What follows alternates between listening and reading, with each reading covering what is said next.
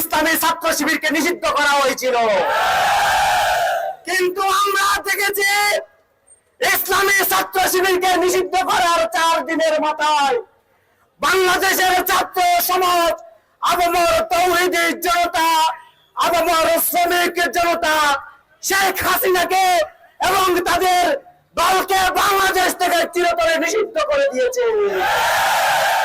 সংগ্রামী প্রিয় উপস্থিতি, বাংলাদেশ থেকে জামাত ইসলামী এবং ইসলামী ছাত্র শিবিরকে নিশ্চিহ্ন করা যায়নি।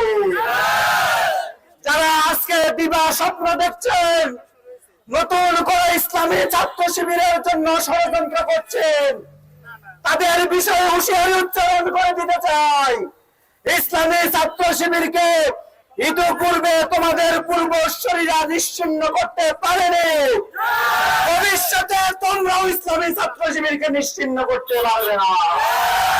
সংগ্রামী প্রিয় উপস্থিতি, জুলাইয়ের এই দ্রোহের মিছিল, আজকের এই দ্রোহে আমরা সবাই উজ্জীবিত হয়ে নতুন একটি বাংলাদেশ বিনির্মাণ করতে চাই, যেই বাংলাদেশে জুলাইয়ের দ্রোহের আগুনে জ্বলে জ্বলে বাংলাদেশের সমস্ত ষড়যন্ত্রকারীরা নিশ্চিহ্ন হয়ে যাবে ইনশাআল্লাহ।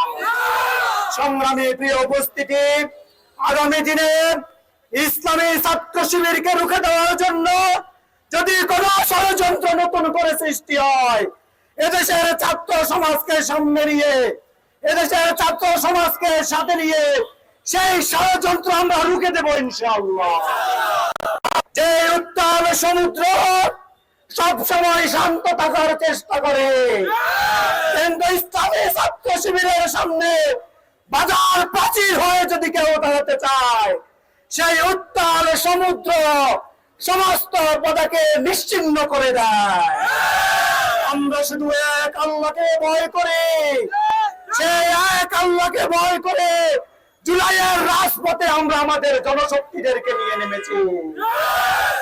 সুতরাং আমাদেরকে চোখ রাঙিয়ে, আমাদেরকে ভয় দেখিয়ে ইসলামী ছাত্র শিবিরের এই আলোকে নিভিয়ে দেওয়া যাবে না ইনশাআল্লাহ।